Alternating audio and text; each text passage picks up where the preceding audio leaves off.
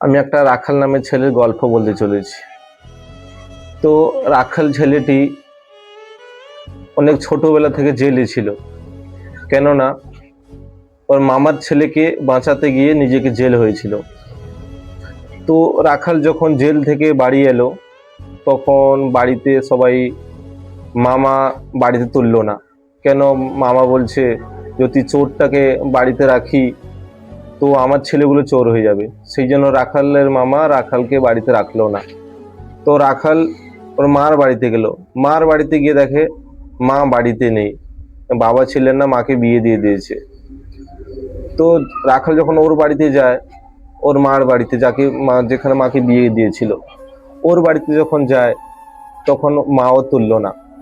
রাখালের মা কি করলো, কিছু টাকা নিয়ে দিয়ে চলে যায় অন্য কোথায় কাজে। তো রাখালের মনে অনেক দুঃখ হলো যে ওদের জন্য আমি জেল গেলেছিলাম, আজ কেউ আমার নেই। তো রাখাল কি করলো, ওই টাকাটা ওইখানটায় ফেলে শহরের দিকে রওনা হলো। যখন রাখাল একটা বড় শহরে গিয়ে একটা কাজকর্ম খোঁজার চেষ্টা করলো, কোনো জায়গায় কাজকর্ম পায়নি। একটা রেলওয়ে স্টেশনের সামনে একটা ছোট্ট হোটেল ছিল, হোটেলটার নাম গীতা ছিল। ওই হোটেলে গিয়ে দেখে না একটা বুড়ো মানুষ কাজে আছে। ওখানে গিয়ে রাখাল জিজ্ঞাসা করলো কিছু কাজ পাওয়া যাবে? তো উনি বললেন যে আমার কাছে তো কোনো কাস্টমারই আসে না, আমি তোকে কি কাজ দিব? রাখাল তা সত্ত্বেও বলল যে মালিক বাবু, আমাকে দুবেলা দুটি খেতে দাও আর থাকা রুমটি দাও, আমার পয়সা লাগবে না, আমার কেউ নেই জীবনে, আমার পয়সা নিয়ে আমি কি করব? তো উনি ভেবে দেখলেন, যখন বাচ্চাটা বলছে, তো ও হোটেলে 10-15 লোক খেতে খাওয়ার জন্য আসতো, কেন কিছু থাকতো না, তো একলা কাজে এলো মানুষ। রাখাল আস্তে আস্তে যখন দিন যায়, তখন হোটেলটাকে মোছামাছি করলো, পরিষ্কার করলো, রাখালের কিছু খাবার বানানো শিখলো। মানুষজনকে রাখালের কাজ পছন্দ হলো, খাবার পছন্দ হলো। আস্তে আস্তে হোটেলটা খুব বড় হতে লাগলো। তো রাখালের মালিক একদিন বললেন যে তুই তো তোর বাড়ির সম্বন্ধে কিছু আমাকে বলিসনি। তো রাখাল বলছে ঠিক আছে মালিক, আজকে না, আমি অন্যদিন কিছু বলবো, আজকে মন ভালো নেই। তো কি এরকম করে করে কিছু সময় চলে গেল। একদিন হোটেলে খুব বিজনেস হয়েছে, তাড়াতাড়ি হোটেল বন্ধ হয়ে গেছে। তো যখন রাখালের মালিক বললেন যে তুই তো বলবি বলেছিস, তোর বাড়ির কাহিনী বল দেখি। না, এরকম আমি মামার ছেলেকে বাঁচাতে গিয়ে জেলে গেছিলাম, ওরাই আমাকে এখন পর করলো। মা ছিল একটা, মাও বিয়ে দিয়ে দিয়েছে মাকে, মাও আমাকে বাড়িতে তুলে নি। কিছু টাকা দিয়েছিল মা, কিন্তু আমি নেইনি। তুমি আমাকে সাহারা দিয়েছো, তুমি এখন সবকিছু। তো এই নিয়ে রাখালের মালিকের অনেক বড় 2-3টা আরো হোটেল হয়ে গেছে। তো রাখালের মালিক বললেন ঠিক আছে রাখাল, কিছু টাকা নিয়ে তুই বাড়ি যা।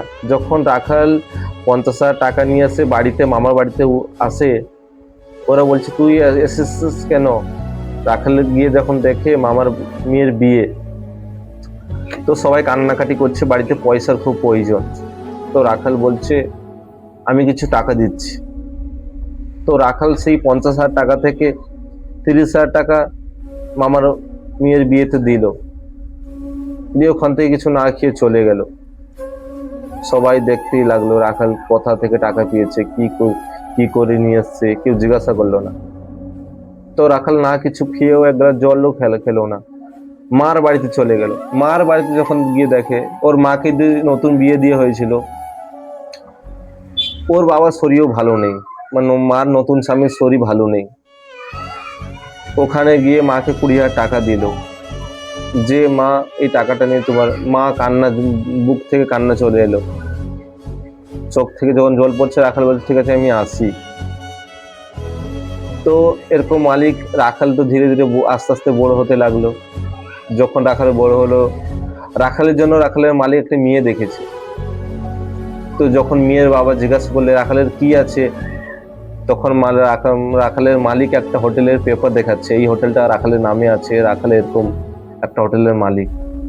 তো রাখাল তখন কেঁদে ফেললো মালিকের সামনে, যে তুমি আমার জন্য এত কিছু করলে কেন? তখন রাখালের মালিক বলছে, এখন না রে, যখন সময় আসে বুঝবি। রাখালের বিয়ে হলো। তো রাখালের বউ রাখালের মালিককে কোনোদিন মালিক বলে ডাকতো না, বাবা বলে ডাকতো। কেন? বাবার মতন সম্মান দিয়েছে, সব জেনে শুনে রাখালের নামে একটা হোটেল করে দিয়েছে।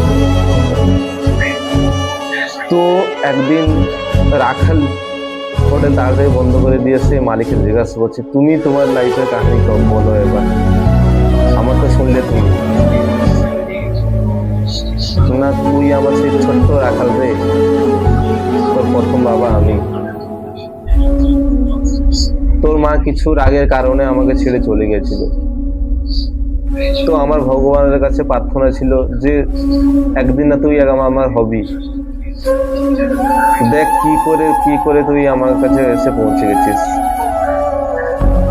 এই নিয়ে দুজন ছেলে বাবা কেঁদে ফেললো। এদের কাহিনী শুনে যদি তোমাদের ভালো লেগেছে, ভিডিওটা লাইক কমেন্ট শেয়ার করবে।